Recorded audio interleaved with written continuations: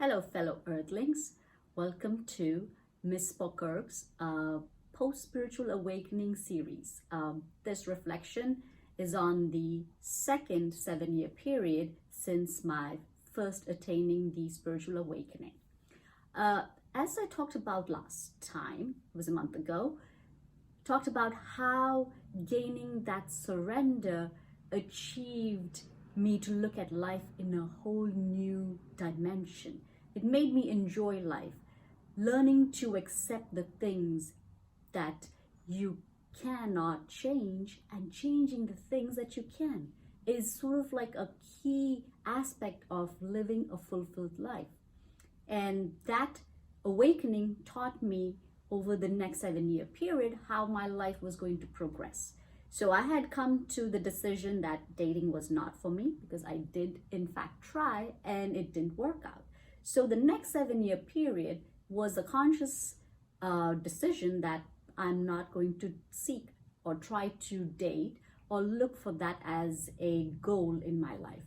Instead, I was going to continue to live and learn about God and continue to grow spiritually. So one of the key things about spiritual awakening, a lot of the Christian churches, especially in America, evangelical, they all get the grace of Jesus, right? And then they think it's done. Sort of think that's the end of the story. They don't have any other contribution to it, just that it was a check off their list. And now they're, ready to be in heaven. Unfortunately, what they fail to realize is when you encounter Jesus, you don't stay static. You continue to evolve, you continue to grow. And that experience is what makes it beautiful and meaningful. A lot of people fail to understand that and therefore get caught up in all these religious fundamentalism, which does not make sense because Jesus came to break all of those fundamentalist attitudes. So how did my second phase go? Having enjoyed traveling, I still continue to do it. I had set a goal to see all 6 continents, at least one country in all 6 habitable continents, because Antarctica is not technically habitable. I mean, there are research scientists there, but not day-to-day folks. So given that, I had set that goal to achieve it before I turned 40. And lo and behold, God made it happen.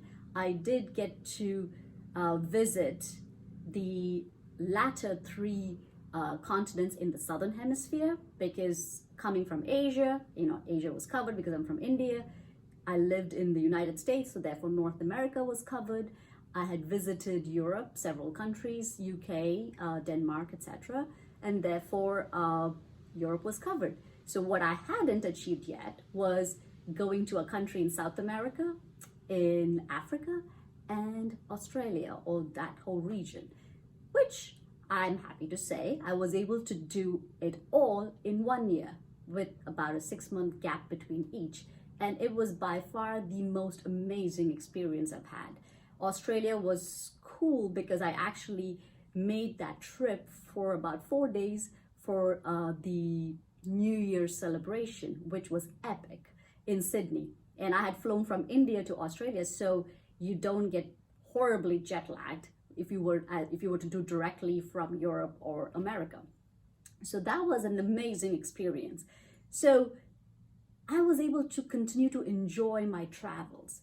Now, everything doesn't always tend to be hunky-dory because God always has lessons for you, is always sharpening you. It's like diamond. You continue to keep chipping away to make sure that you get really the right clarity. And that's all life experiences are about. It can never just be one happy rainbow, event, right? It's a lot of ups and downs.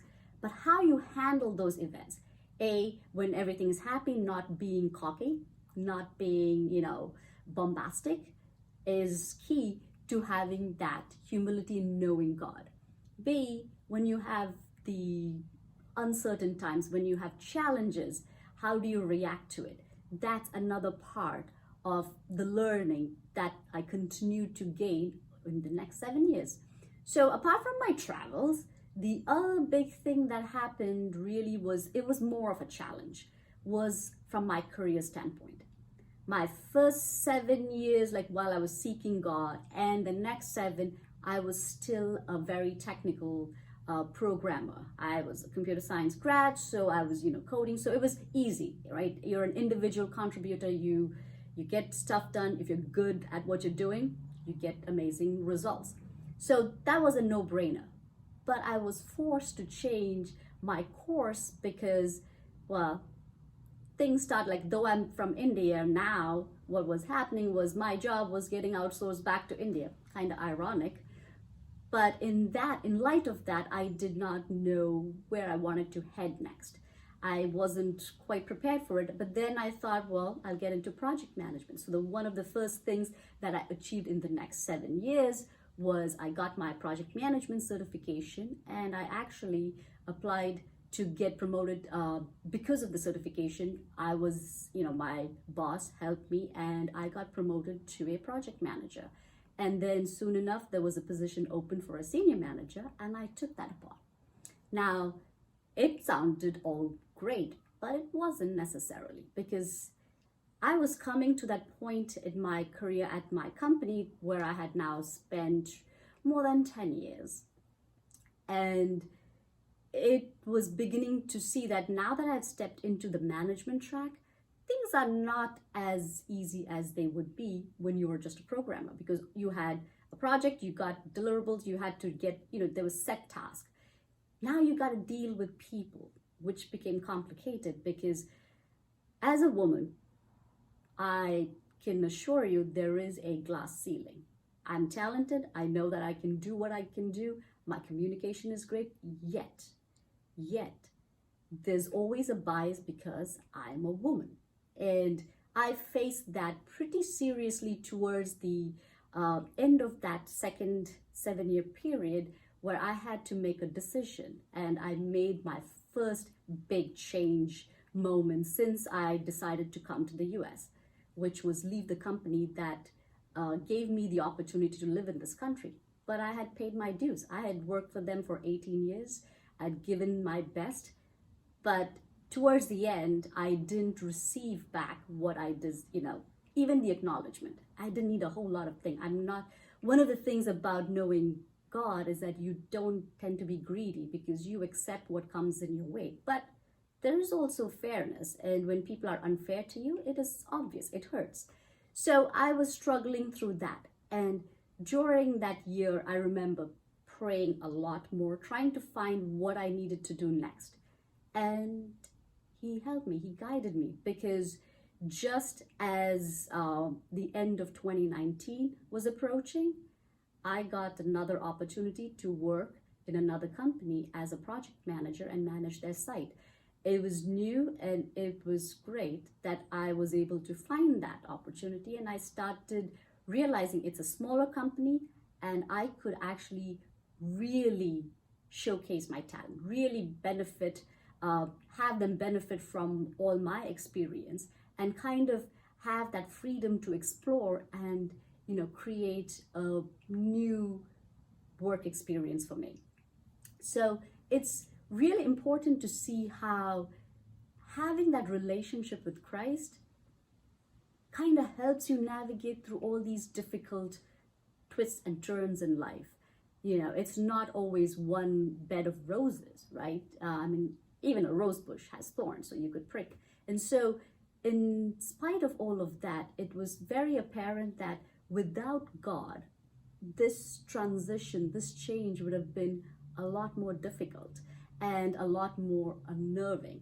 And so I have to say, I think my second set of 7 years was definitely enlightening. Was the things that I found out, like getting out of the comfort zone, trying new things. And in your career, usually people tend to stagnate because it's easy, and sometimes not doing the easy thing is the right thing to do. So with that, I want to leave this note with you guys: is when you surrender to God, just be amazed at what can happen. The possibilities are limitless. all you have to do is really open your mind humbly, because I think a lot of people fail to be humble and therefore find themselves in a quagmire. So it's important to understand humility is the grounding factor for a fulfilled and cherished life where people around you are as excited as knowing you as you are them. Also, the other thing that I did learn, and apart from the changes, was another hobby that I picked, actually two hobbies that I picked up: dancing, ballroom dancing, and piano. And I am happy to say both of them were pretty varied. So I feel like my next 7 years, I expanded beyond my academic skills into athletics because of my fencing, running, ballroom dancing, so my creative artistic side. So it was academic, artistic, athletic. I covered all areas so that you become a well-rounded person. And it was definitely blissful that I was able to experience it all by the grace of God. So pressing on, I really enjoyed the next 7 years with all its ups and downs, and I'm looking forward to the next 7 that is coming forth. So this is the second part of the spiritual reflections post-awakening. I will have one more to kind of conclude, or open-ended conclusion, I guess, for the next 3-year part. We'll see what that is all about next month. Catch you all then. Thank you.